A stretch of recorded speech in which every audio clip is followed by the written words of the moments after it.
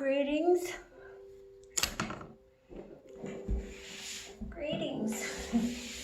Okay, as promised to some of my students, I want to do an online class.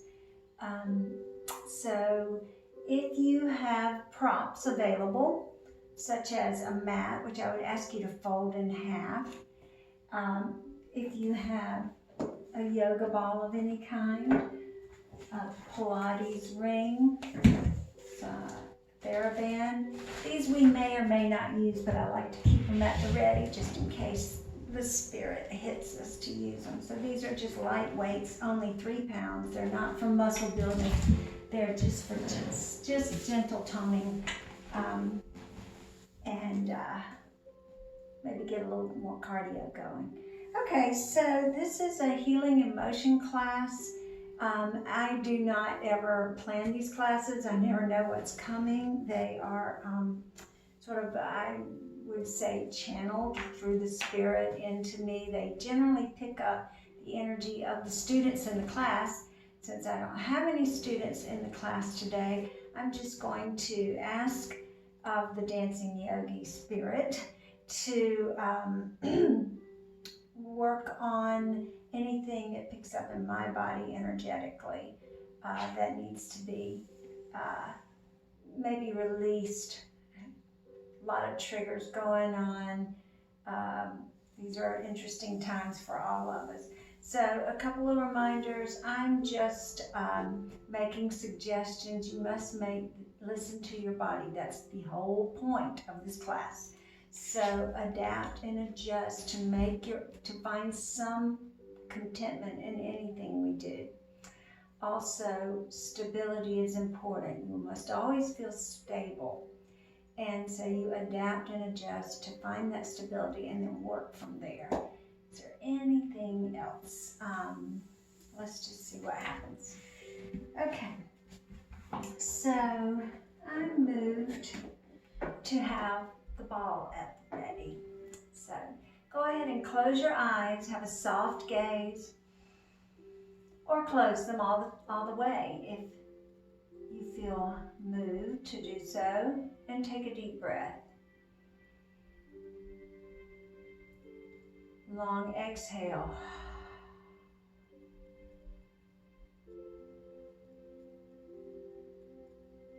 Find your inner spaciousness. And just let go of any thoughts that are floating through your mind at this time. Just allow them to drift on by, and in between those currents is a deeper dive. So go ahead and dive on in a little deeper into the spaciousness of your mind-body consciousness. And just now find your breath in that space. Whew. And go ahead and bring the ball to your heart space. And give it a nice hug as if you're holding a baby to your chest. Nice tall spine. The head floating in the ether space, very light, like a helium balloon. And the seat's bones on each side of the seat rooted into the earth. Your next breath, push the ball forward as if reaching for something that's very important to you, but keep everything else in the same spatial relationship that it already was in. Nice and tall, deeply rooted. And now we're going to expand out into the side body, away from the side body, feeling that the upper arms closest to the shoulders are well connected into the shoulders, and now are moving back into the back body until you feel the plates behind your back squeezing. Squeezing as much as you can. Drop the chin to the chest and really put a little pressure in the down energy of that chin going down and into the chest so the back of the neck wakes up and lifts the spine even higher as you continue squeezing back in the upper back. Inhale, bring the ball back to the chest, take a breath. And on the exhale, long breath, just sit nice and tall, holding the ball gently on each side. Find your breath. And on the next breath, go ahead and stretch the ball out in the opposite hand, nice and wide, yet feeling as you plug those upper arms into the shoulders. Instead of the shoulders coming up, shoulders drop and the upper arms reach back. And see if you feel any difference on this side. Just slightly holding a ball will change the musculature of that hand a little bit. And see if it's any different over here. I definitely feel a difference on my left side because of an old shoulder injury that I am still healing. And now we're going to drop the arms down, bring the ball back to the chest. Now place the ball on the floor in front of you and just roll forward as far as you can go. Chin stays up. Now I want you to feel the sacrum and the low back pressing forward toward the ball. The sacrum is the hip plate in the center of the back of the hip. It's triangular and it gathers the hips together on sort of the connector point. So press that sacrum forward toward the ball even as the ball rolls further out. And now come back up.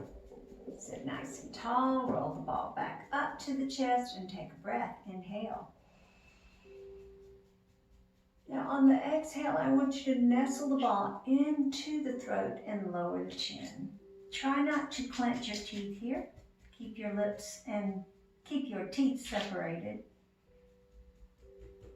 And press into the ball until you feel some engagement of the musculature around your jaw and back of your neck. Try not to allow the shoulders to, just keep them quiet. Keep pressing.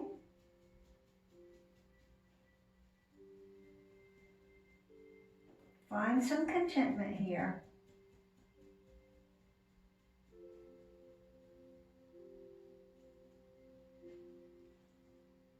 And release that pressure into the ball. This ball has spikes, so I really get stimulated in that whole neck area. These little spikes are soft, but you can feel them, and it's a good waking up of all of the cells and the nerve endings. So now we have the ball at the belly, and the elbows are tracking just back and down to remind you to keep the shoulders attached to the back body. Roll the ball back up over the face to the top of the head and all the way to the back of the head.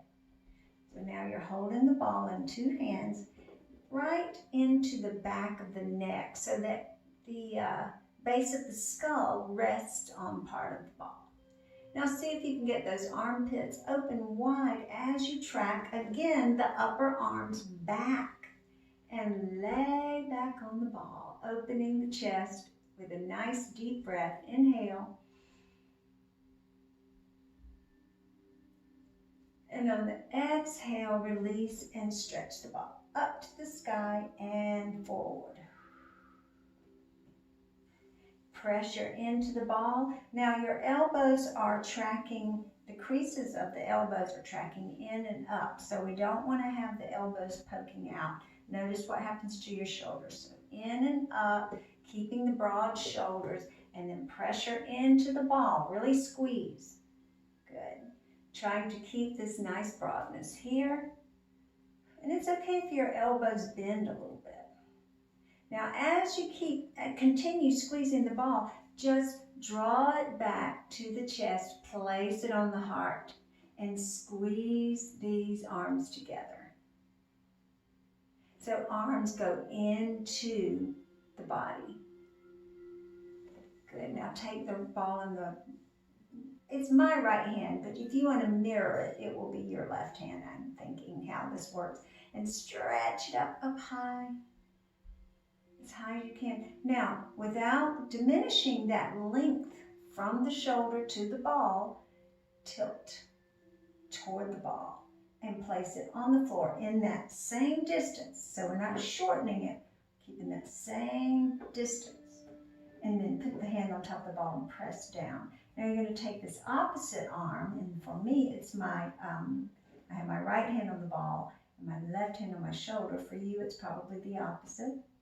And you're going to just encourage the shoulder, encourage these pectorals back and squeeze back, opening the chest and looking to the sky. Over that same side, looking side and up. And now take a deep breath, expand the chest, and on the exhale, hips stay quiet, but see if you can roll that ball a little further away. Still pressing on it. Now if your shoulders are coming up and squeezing, you've gone too far. You want to keep them back and down. And come on back up, nice twist there. Take the ball back in your hand and place it on the other side. So let's take it back a little further on this opposite side. So things are not always symmetrical in my class because our bodies are not symmetrical and our injuries are not symmetrical and our stuck energy is not symmetrical. So the good news is that everything balances out. So this energy knows what it's doing. I've learned to trust it. So on this side, we're going to take the ball all the way back and place it on the floor. Now you're going to take your opposite hand, for me my right, for you probably your left, and you're going to reach over to that same side and now start to hug those upper arms closer and closer as you roll the ball toward that back hand. So the two arms coming together, squeeze back and lean to your left. Look up. Now come up and take the ball behind you in both hands. Good. And now, if you can see me, I'm going to show you from the side. Just have the ball in two hands, and I'm going to push it back, back, back, back. And as I do, I'm going to roll the shoulders back and down and bring those elbows in and sort of an external rotation, and lift the upper arms, just the upper arms. Good. Holding the ball. And now, I don't have a good grip. There it is. And now, as you lift, take it all forward. Head down. So those upper arms are lifting, holding that ball. Chin comes up first. And then we come back up, recover ball on the floor. Release the ball, bring the hands to the front. Sit nice and tall. Inhale. And then on the exhale, now we've got our hands together, we're going to round the back body by pulling the belly in and pushing the hands away from the body. The chest comes into the back. The belly button comes toward the back body, everything rounding. If your shoulders are hugging your ears, just try to relax them a little bit. Now on this next exhale, we're going to deepen. That means the hands are pushing further away, and you feel those shoulder blades behind you, the two plates on each side, separating away from each other, around the side of the arms. And now you're going to start to feel yourself tilting back, back, back. And how nice that you have a ball back there. Just happens to be there. Good. Now if you want to arrange the ball so that it's right at the low back. Good. And the 2 feet flat on the floor. And we're just going to roll back onto this ball. Actually, we're going to roll forward. So you see my hips are gliding toward my heels. And the ball is just riding up my back. And now we're going to lay back on that ball and stretch the arms up. And allow them to just Land on the floor lightly. And take a deep breath. Really open the chest. Long exhale. And on that next exhale, go ahead and bring your arms to the side, kind of like a cactus or scarecrow with the hands up. I hope you can hear me. Okay, now we're walking those feet close to the buttocks, and our chest is brightly open. Head is connected to the floor. Now I just want you to take a moment to feel the connection of the head to the floor. For me, it's the upper part of my head, right below the crown, but right above the back of the head, up on that diagonal. And now I'm going to turn my toes pigeon-toed. That means the toes are going in, the heels are going out. Good. Nice smile on your face. The knees are going to knock together. Now, in this knock-kneed, pigeon-toed position, you're just going to lift the hips slightly off the floor and pull the belly in and tilt that tail under toward the backs of the legs as you start to separate the thighs up as you go up into your bridge. Good. Now your legs are more parallel, and we're going to lift the balls of the feet off the floor in this position. Good. And the ball has shifted around a little bit, and that's fine. Just find a happy place for it and allow the shoulders to drape back. Roll the ball down the spine. Keep your heels dug in, toes and upper feet off the floor, the upper metatarsal or the ball of the feet off the floor. And you're just rolling down, and oh boy, does that feel good. And then slide the heels, pressing the tops of the legs into the floor. So you get and of course there's space under there. You're not going to really get your legs into the floor, but you're going in that direction. You're going to feel those quad muscles, the thigh muscles start to engage. And really we're keeping these feet nicely flexed here. Find some contentment here. And all as we do this process, you're asking your body, what is there anything stuck in there? Is there any old energy that's getting triggered? Is there anything I can breathe into and release? A lot of postures are triggering. This posture could trigger some people. And this is good. This means it's bringing up what you want to let go of. Now, I have the ball at my lower back, and my chest is still open. My shoulders just draped back to the floor. And now I'm going to let my feet fall out to either side and slide my hip back forward again. Yeah, slide your feet back up. Find a happy place. And so we're giving that upper back some suppleness. You know, we want to have that flexibility and that suppleness, that kind of fluid quality in the spine. So we're really opening the chest, allowing the weight of the arms and the head and the soles of the feet to be our anchors. Very relaxed. Doesn't take much. Now you're going to push the floor away with your feet and lift the hips. So you're just pushing the floor, pushing down into the floor until the hips come up. And as the hips come up higher and higher, you're pulling that belly in and you're lengthening that low tail, that low back toward the backs of the legs.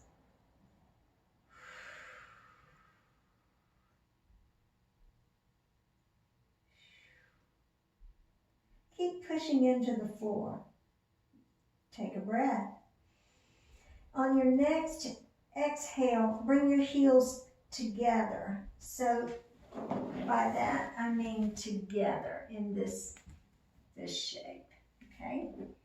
So the heels are together and the knees are going to be out, like a kind of a frog.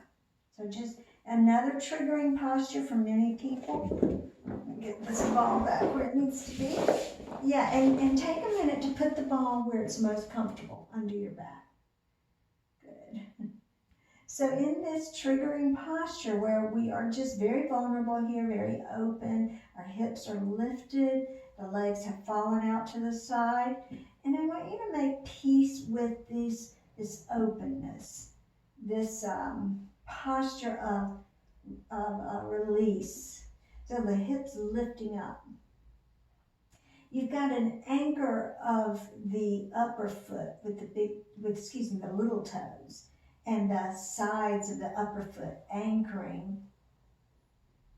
So feel the side of your feet anchor into the ground, the heels lifting up, the knees opening out. Yeah, and the ball can now, as you relax, bring the legs up and allow your back to roll on the ball until the ball is behind your hips. And I might be getting off the screen here, so I'm gonna shift a little bit. We'll make this a short one today, just an introductory. Good, so now the ball is under the sacrum, somewhere right in that area. There's got to be a sense of contentment and stability, or you won't do it. So you have to lead with the carrot here. Actually, this feels really good. We're going to bring the right knee into the chest. And then just lift the foot. Wow. Get your first good hamstring stretch of the day. And feel how the separation between your two legs. So you're trying to, with each breath, with each little pulse, get a little more separation between your legs. Now, the leg that's in the air, this is my right leg, it may be yours too, is just kind of releasing, but the leg that's on the ground, the foot that's on the ground, is really your anchor that is keeping you stable, as are your arms now stretched out to the side. These gentle pulses. Keep your breath going. And then bring your foot down, knee back toward the chest, and lower the foot on the floor, maybe a toe ball heel. Bring your left knee into the chest. Extend. Nice little morning stretch. Nice pulse, always toward the face. That ball's feeling really good. The separation of the thighs here. And this is very gentle pulse. It's not a big bounce, just gentle. People say don't ever bounce, but if you're gentle about it, it actually is a way to get your legs to ease into a stretch and not have it be so uncomfortable. Okay, take your hands and wrap them around the back of your leg, perhaps close to your hip, and bend your knee. Great, bringing the foot down. Now go ahead and hug that leg in. And see if you can balance. See if you can just be relaxed and balanced on the ball. And now see if you can stretch that opposite leg down until you get a hip stretch right here in your psoas. Now this is a balancing, so you may have to use your hands to help you at first. So my ball doesn't have a whole lot of air in it, so it's not too hard to balance on. So you feel even more separation of the thigh as the right leg or the down leg is reaching away from the hip, down and away. The left leg is hugging in close to the chest. Full separation. Take a breath. And on the exhale, we're just going to switch sides, balancing as we go. So maybe lift that foot. See if you can find some contentment in this separation. So here I'm feeling now through this front of my hip, psoas area, where the front of the hip connects to the upper leg. Actually, this starts in the low back, this muscle, this psoas muscle. It's an incredible muscle that holds everything together. But it gets very tight because we sit in chairs all the time. So we need to stretch that muscle out. Yeah, good. Now we're going to allow the leg that's up. Hopefully you're going to be able to turn toward the screen here, toward me. You're going to allow it to just rest in your hand as you start to make your way off the ball gently, rolling toward the screen. Good. Onto your side. Pushing. Maybe get that ball out from behind you, put it in front of you, and then come to a seated posture. All right. Good. Now go ahead and bring the ball back to the chest. Take a breath. Really relish these deep breaths. Every breath is a gift. Every breath is a gift. Never take it for granted. Let's take another breath through the nose. Long exhale. Good. Go ahead and bow that chin down. Roll the ball. And let's see if we get a little more give now from the low back. Now that sacrum moving forward toward the ball as we roll forward. Keep the chin up for as long as you can. That helps you keep the back flat. So if you look at me from the side, I'm trying not to round into this yet. I'm trying to go flat from the sacrum forward, chin up, rolling that ball. So the chest, let me turn back to you so you can see that my chest is staying broad, right? This openness, as if the chest itself is reaching forward. Yes, go as far as you can, and then go ahead and fold over. Big stretch here. Just breathe.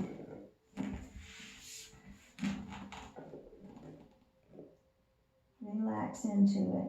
Each breath maybe takes the ball a little further away. And then come on back up. Bring the ball with you. Take a breath. Ball under the chin. Bow into it. Really getting into these jowl muscles and neck muscles. Now don't clench the teeth here, but squeeze tight.